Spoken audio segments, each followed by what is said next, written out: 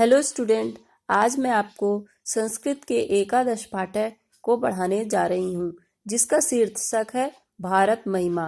तो यहाँ पर हमारे भारत के बारे में बताया गया है कि हमारा भारत देश कहाँ पर स्थित है, यहाँ पर कैसा कैसा मनाया जाता है त्योहार, कैसे कैसे लोग पैदा हुए, कैसी ऋतुएं हैं, उसी सभी के बारे में इस अध्याय में पढ़ाया गया है। भारतो अस्माकं देशः अस्ति, भारत हमारा देश है। भारत भूमि अस्माकं मातृभूमि अस्ति, भारत भूमि हमारी मातृभूमि है।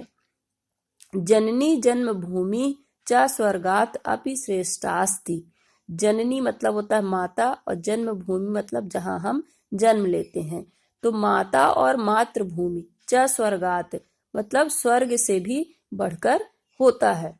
उक्तम चा और कहा भी गया है कि जननी जन्मभूमिश्च स्वर्गतापि करियसी, अर्थात माता और मातृभूमि स्वर्ग से भी बढ़कर होते हैं।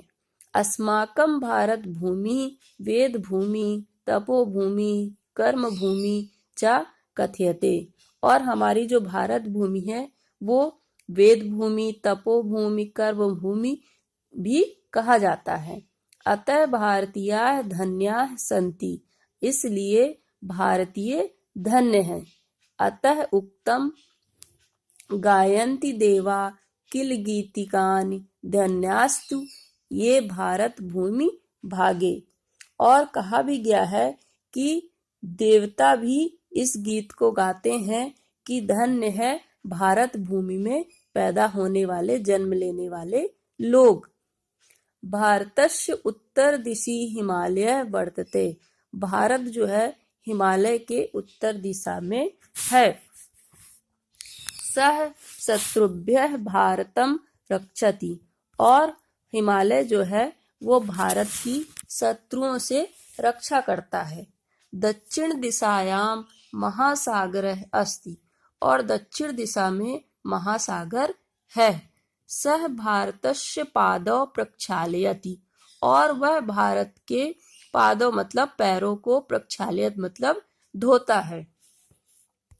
भारत देशस्य विस्तारः अति विशालः अस्ति, भारत देश का जो विस्तार है मतलब उसका फैलाव है, एरिया कहना चाहिए, अति विशाल है, वह बहुत विशाल है। अयम विश्वस्य विशालेषु देशेषु एको अस्ति, और यह विश्व के विशाल देशों में से एक है।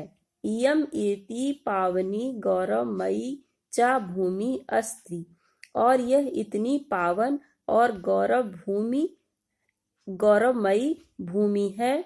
यत्र देवाः महापुरुषाः च अपि जन्म ग्रहीतुं लालित्वा भवन्ति, और यह इतनी पावनमयी और गौरवमयी है कि यहाँ पर देवता और महापुरुष जन्म लेने के लिए लालायिता मतलब उत्सुक रहते हैं, मतलब तत्पर रहते हैं कि हम यहाँ पर जन्म लें।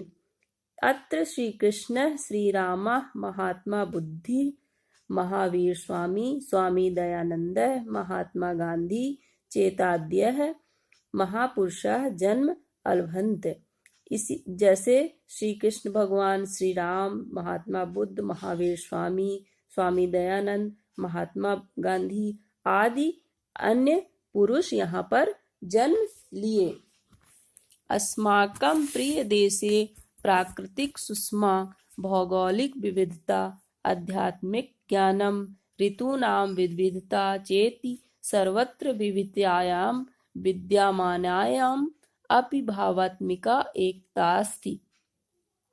अस्माकं प्रिय देशे, हमारे जो प्रिय देश है वहाँ प्राकृतिक सुषमा मतलब प्राकृतिक सुंदरता है, भौगोलिक विविधता है, आध्यात्मिक ज्ञान है, ऋतुओं में भी विविधता है, अर्थात सभी प्रकार की विविधता होने के बाद भी भावात्मिकता एकतास्ति मतलब भावनात्मक रूप से वो एक है, उनमें एकता है, अर्थात जो सबका भावनाओं से जुड़ाव है, कल्चर है, और सब में एक ही तरह की भावनाएं हैं। धार्मिक दृष्ट्याम् अपि अस्माकं देशस्य विश्वस्य सर्वेषु देशेषु अपूर्वः अस्ति। धार्मिक दृष्टिया मतलब धार्मिक दृष्टि से भी अपि अस्माकं देश हमारा जो देश है वो विश्व के सभी देशों में अपूर्वम मतलब अनोखा है, निराला है। विश्व के जो इतने सारे देश हैं उसमें इतनी धार्मिकता नहीं है जितनी कि हमारे भारत देश में है। भारते षट् ऋतवः क्रमेणा गच्छन्ति। वसंत ऋतु, ग्रीष्म ऋतु, वर्षा ऋतु, शरद ऋतु, हेमंत ऋतु, शिशिर ऋतु चेति। भारत में क्रम से 6 ऋतुएं आती हैं। वसंत ऋतु, ग्रीष्म ऋतु, वर्षा ऋतु, शरद ऋतु, हेमंत ऋतु और शिशिर ऋतु। सर्वेषां ऋतूनां प्रभावेण अत्र विविधान्यानि फलानि च भवन्ति। सर्वेषां ऋतूनां मतलब सभी ऋतुओं के प्रभाव से यहाँ पर विविधान्य मतलब कई प्रकार के अनाज और फल होते हैं। अद्वितीय अस्माकं देशः स्वतंत्रो असि। आज हमारा देश स्वतंत्र है। भारते लोकतंत्र शासनम् अस्ति। भारत एक लोकतंत्र शासन है। वयं सर्वे राष्ट्रभक्ताः देशस्य रक्षायां तत्पराः स्मः।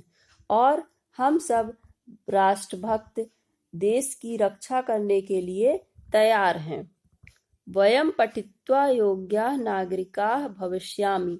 और हम सब योग्य नागरिक बनने के लिए पढ़ लिख कर तैयार हैं। वयं भारतस्योन्नते सर्वाणि कष्टानि सहिष्यामहे।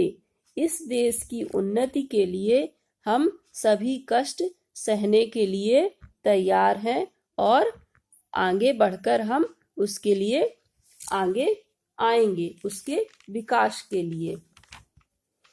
वंदे महे भारतम, वंदे महे भारत मातृभूमि। मैं भारत की वंदना करता हूँ, मैं भारत की वंदना करता हूँ। यह अध्याय अब यहीं पर समाप्त होता है। अगर आपको कोई भी शब्द या किसी सेंटेंस का अर्थ समझ में ना आया हो तो आप मुझसे कमेंट बॉक्स पे पूछ सकते हैं। Thank you.